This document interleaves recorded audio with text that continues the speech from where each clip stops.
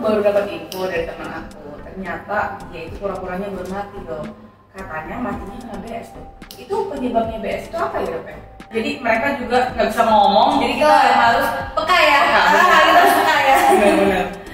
Nah ini kalau yang paling sering nih ya surat. Oh oke. Surat ya dok? Iya. Hai, ketemu lagi di channel YouTube-nya aku. Kali ini aku mau sharing nih pada kalian tentang gimana cara memelihara dan perawatan kura-kura.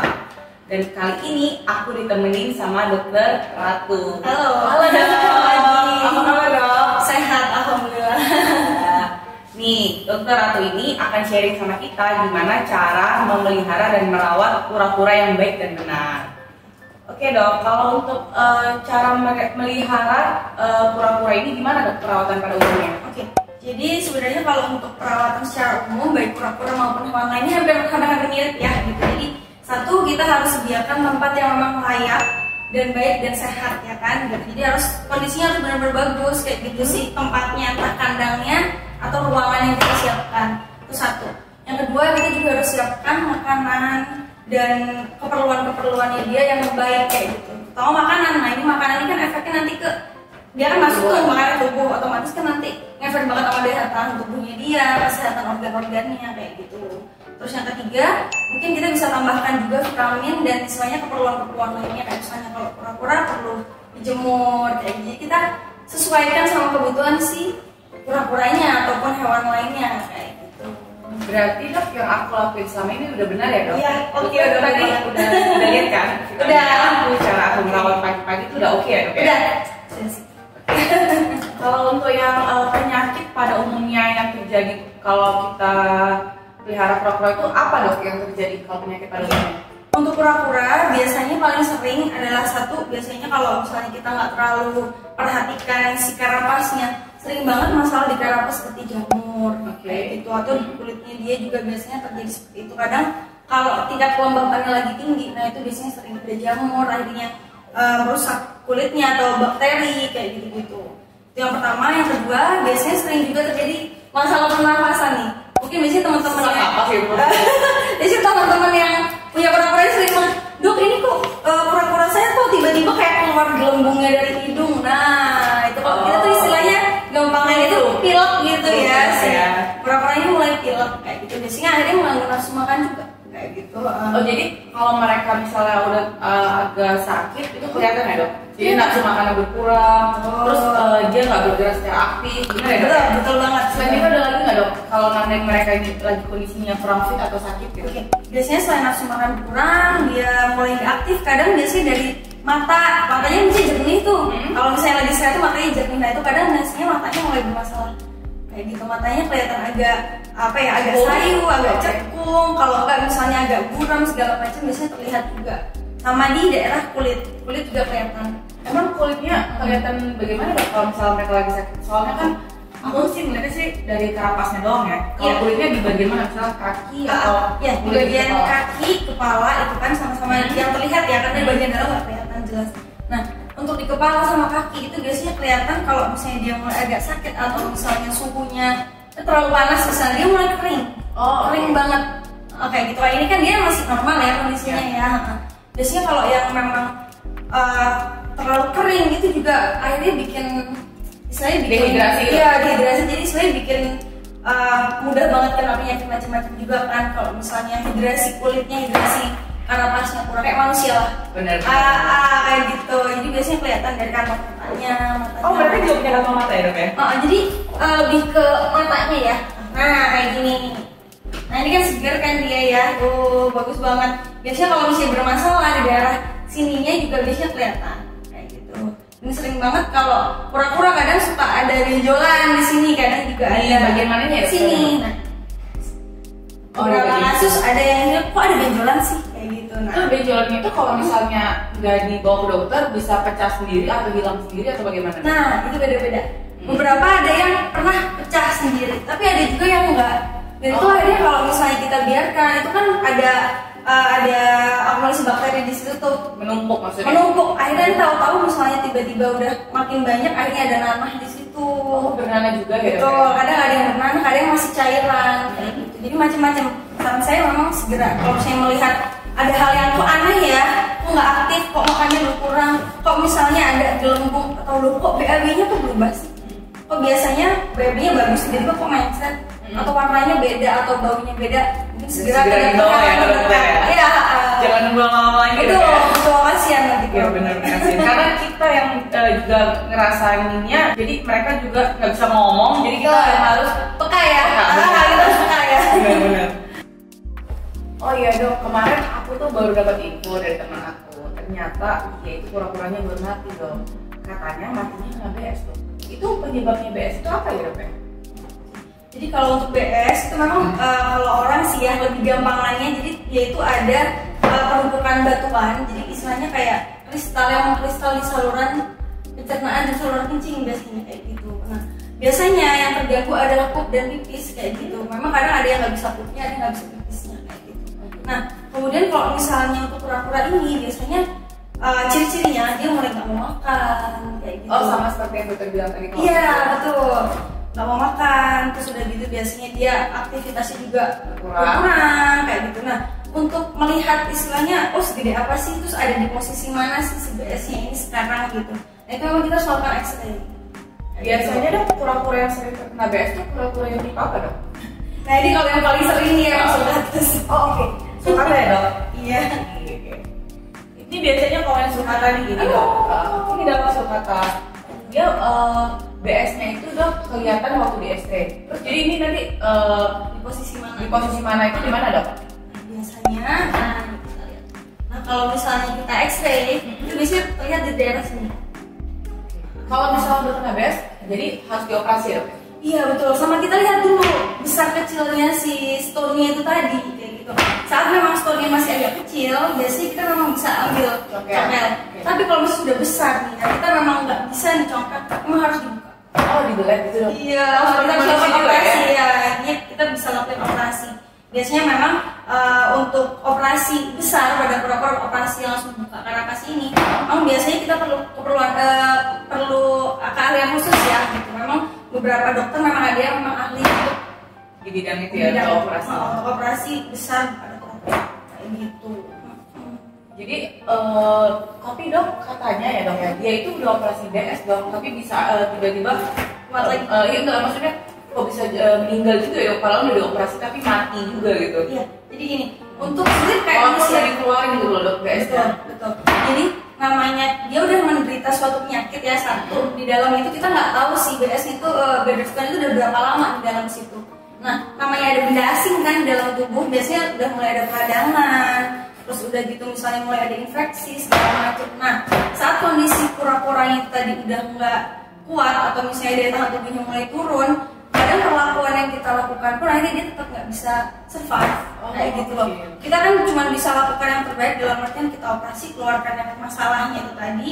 Kemudian jika ada peradangan kita beri obat radang, kalau misalnya memang infeksi kita berikan antibiotik dan vitamin untuk push daya tahan tubuhnya. Tapi akhirnya survive atau tidaknya bisa kembali ke kura-kuranya. Makanya itu jadi kalau kondisinya itu dia masih bagus belum terlalu parah itu survive-nya lebih tinggi daripada misalnya udah parah banget baru ketahuan baru dioperasi pas udah drop. Nah itu kadang istilahnya kita juga sama-sama kesulitan ya gitu. Nggak diangkat gambling ya gitu dokternya, jadi nggak diangkat itu istilahnya berbahaya, diangkat itu resikonya tetap ada kayak gitu. Oh ya dok, biasanya itu yang kena BS itu kura-kura kecil atau kura-kura ukuran besar dok? Jadi kalau untuk ukuran atau umur ya kayak gitu biasanya memang variatif kayak gitu. Ada juga yang misalnya dia belum tua kok ini gitu, masih sedang atau masih kecil. Kadang juga dia udah kena. Berarti semua tergantung kontrol makanan ya dok? Betul. Salah satunya itu yang paling penting. Betul. Iya. Jadi memang makanya kita harus jaga banget makanannya.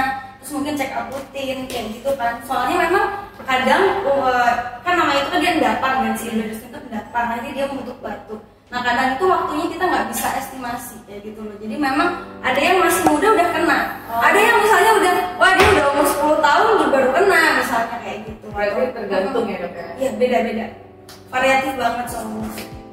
Jadi dok selain dioperasi ada nggak dok kira-kira alternatif lain untuk mengobati atau menghilangin si BS tadi itu dok? Jadi untuk BS sendiri sebenarnya kalau misalnya kita lihat dulu kondisinya si batu itu tadi, karena biasanya teksturnya juga beda-beda nih kayak gitu. Karena ada yang misalnya kita bisa hancurkan dengan obat itu ada. Oh ada ya? Ada, jadi kayak operasi deh. ada, jadi kayak sebenarnya kayak anjing kucing juga sama. Pernah jadi juga anjing itu juga bisa kena BS. bisa. Kita bilangnya urolnya. Kalau kucing anjing namanya urolithiasis kayak gitu. Oh beda ya. Jadi sama, tapi itu bukan batu juga disebabkan karena makan, bisa tingkat stres juga bisa kayak gitu macam-macam. Jadi si faktor pendukungnya banyak kayak gitu. Cuman memang saat kondisi batunya ini udah benar-benar keras dan kita nggak bisa hancurkan dengan obat, memang harus operasi. Tapi saat kita oke gini aja kondisi kura-kuranya masih oke, masih seger nih, masih sehat, jadi kita nggak buru-buru harus operasi, kita coba obat dulu nggak apa-apa. Karena dengan obat prosesnya otomatis kan agak lama tuh. Nah, kita perlu proses. Kalau obat ini kan dikit digerus dikit. Berapa lama dok proses misalnya dengan mereka dikasih obat, proses keluar BS-nya itu berapa lama? Misalnya 3 hari, seminggu atau gimana? Jadi obat biasanya dokter hewan akan memberikan sekitar 1-2 minggu kayak gitu. Jadi cukup lama ya dok? Iya, begitu. Orang 1-2 minggu minimal, misalnya sebenarnya 5 hari. Nah itu memang harus update sih ke dokternya. Oh hari ini kayak gimana kondisinya, karena perkembangannya ya. Dan setelah 1 minggu atau 2 minggu nanti dokter pasti akan info. Coba kita nanti misalnya cek X-ray lagi, coba kita lihat lagi udah segede apa sekarang, apa udah berkurang atau enggak. Nah saat progresnya bagus nih, dikasih obat terus berkurang, biasanya oke dilanjutkan. Saat kondisi kura-kuranya memungkinkan, dalam artian oh dikasih obat dia makin segar, makin bagus. Tapi ternyata kalau misalnya oh ini urgent, ini udah dikasih obat, diameternya masih sama segitu, dan misalnya nggak hancur ya, kok kayaknya nggak ngaruh, atau misalnya karena batunya udah terlalu keras ya, jadi segera di bawah itu kayaknya segera diangkat daripada nanti menyebabkan infeksi atau akhirnya mati ya, infeksi atau peradangan kan. Oh iya dok, aku tuh punya kura-kura tuh yang gampang banget kena flu. Tadi kan dokter ada bilang ya bahwasanya penyakit kura-kura tuh berbagai macam, salah satunya flu. Jadi ini aku mau tanya nih, si Pandalis aku yang ini nih paling ekstra nih yang gejalanya, karena ini rentan banget dok kena flu. Itu biasanya kenapa ya dok? Jadi biasanya secara keseluruhan flu itu sebenarnya ya sama ya, maksudnya mau kura-kura dan yang lain-lain, karena biasanya perubahan suhu itu ngefek banget, perubahan cuaca itu ngefek banget kayak gitu. Terus daya tahan tubuh, daya tahan tubuh tetap balik lagi, semua penyakit akhirnya ke daya tahan tubuh ya.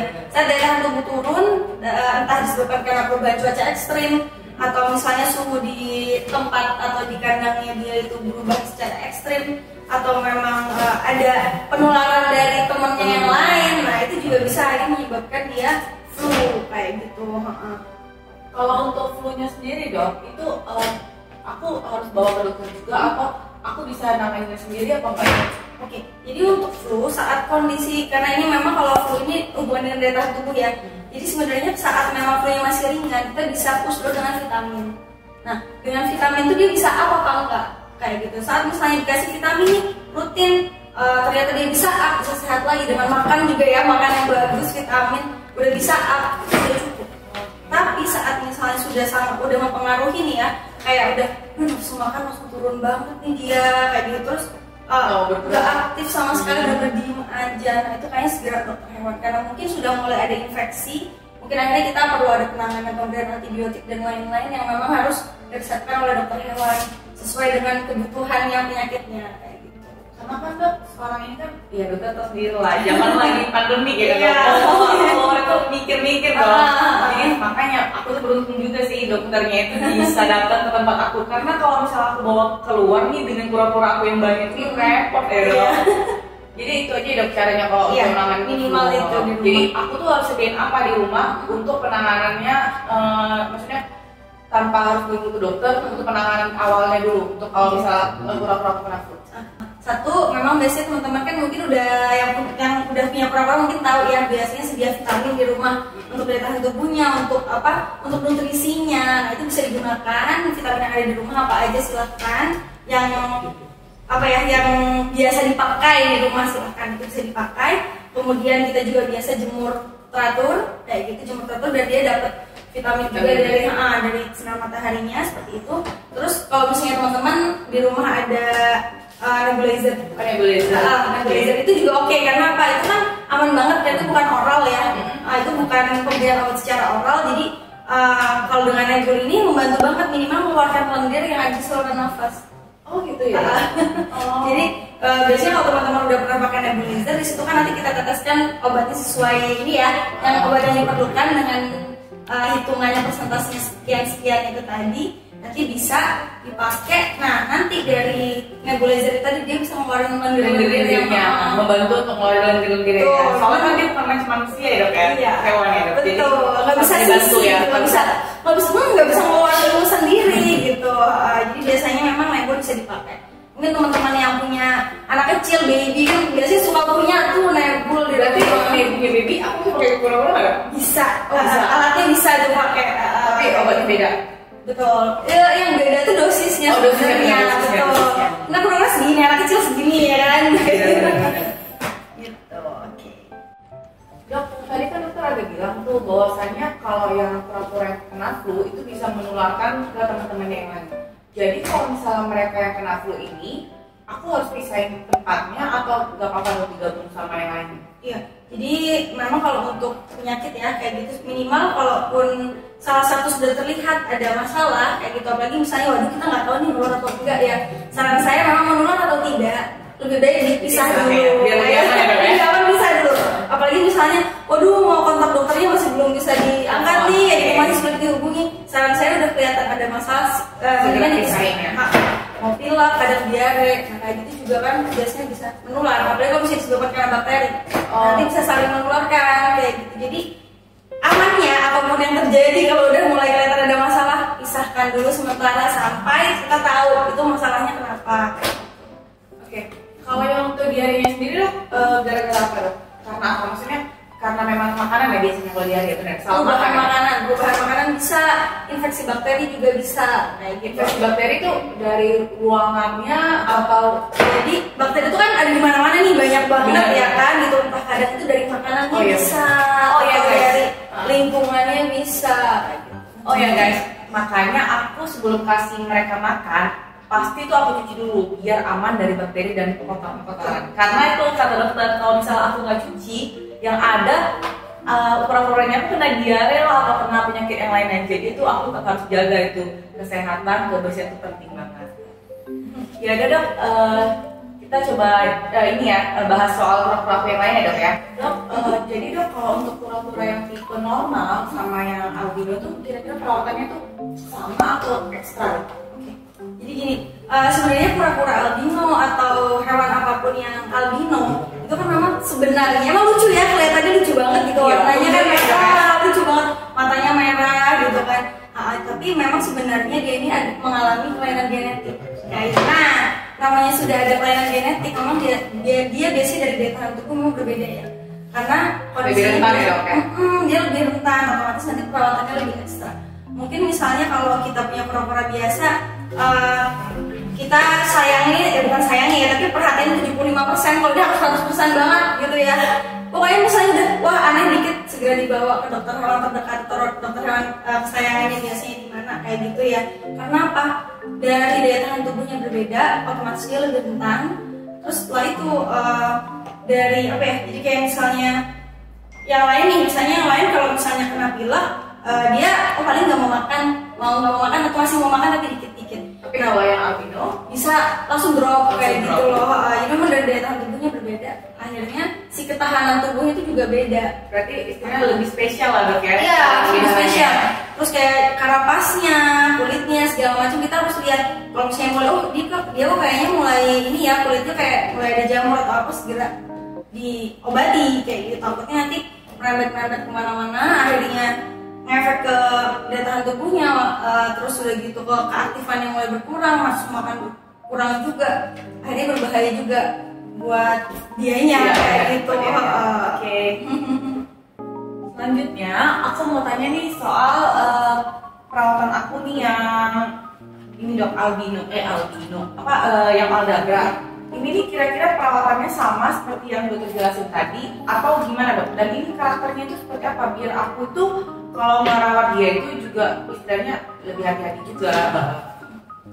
Kalau untuk yang albino ini memang dia nggak bakal ini ya, maksudnya nggak serewel yang albino. Apalagi yang baby ya kayak. Apalagi udah gede gitu kan, apalagi udah gede. Jadi dari daya tahan tubuh udah lebih oke satu gitu kan. Kedua dia udah dewasa, daya tahan tubuh sudah terbentuk kayak gitu. Cuman mungkin kita tetap perhatikan kayak di Surabaya ini panasnya ini gimana sih kayak gitu kan. Jadi ini terlalu panas apa cukup? Itu sebenarnya hampir lebih ke umum ya, semua kura-kura. Jadi memang kalau ngejemur jam berapa sih baiknya kayak gitu kan. Sekarang ini kan kita berapa hari ini memang di Surabaya panas banget ya. Kadang biasanya kita misalnya jemur jam 8 sampai jam 9 biasanya, tapi kok sekarang jam 8 jam 9 panas banget. Nanti kita sesuai. Kita sesuaikan misalnya kita rasa di jam 7 ini udah mulai agak panas lagi, kita di jam 7 sampai jam setengah 8 misalnya kayak gitu ya. Jadi kadang kita harus perhatikan juga perubahan cuaca di lingkungan kita kayak gitu, kayak fenomena-fenomena yang terjadi ya. Beneran apalagi kalau kita benar-benar ngandalin sinar matahari, nah gitu. Kecuali kalau misalnya kita memang sudah punya lampu yang memang khusus untuk tanpa dia jemur di luar ya gitu kan. Ada lampu ultraviolet sendiri yang memang bisa itu bantu dia ya, bantu. Itu nggak masalah, ada dalam rumah juga nggak masalah. Tapi kalau benar-benar gantungin matahari, nah itu kita harus cek juga kondisi di kota kita atau di lingkungan kita lagi seperti apa sih mataharinya. Kemarin sih dok, aku pernah jemur dia nih agak lama, dia langsung berbuih dong, berbusa mulutnya. Jadi aku khawatir ini kenapa nih. Terus akhirnya aku rendam dong di air dingin gitu kan, untuk menghilangkan dehidrasi yang ada di tubuh dia. Ya udah, akhirnya aku rendam, aku biarin, akhirnya udah nggak ada berbuih lagi. Nah, bagi kalian yang mau tahu dan mau tanya tentang bagaimana cara memelihara kura-kura atau mau tanya yang lainnya, bisa tulis di kolom komentar di bawah ini.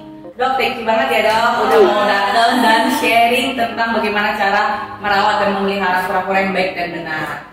Oke, ketemu lagi ya di channel YouTube aku yang berikutnya. Jangan lupa untuk like, komen, dan subscribe channel YouTube-nya aku. Bye-bye.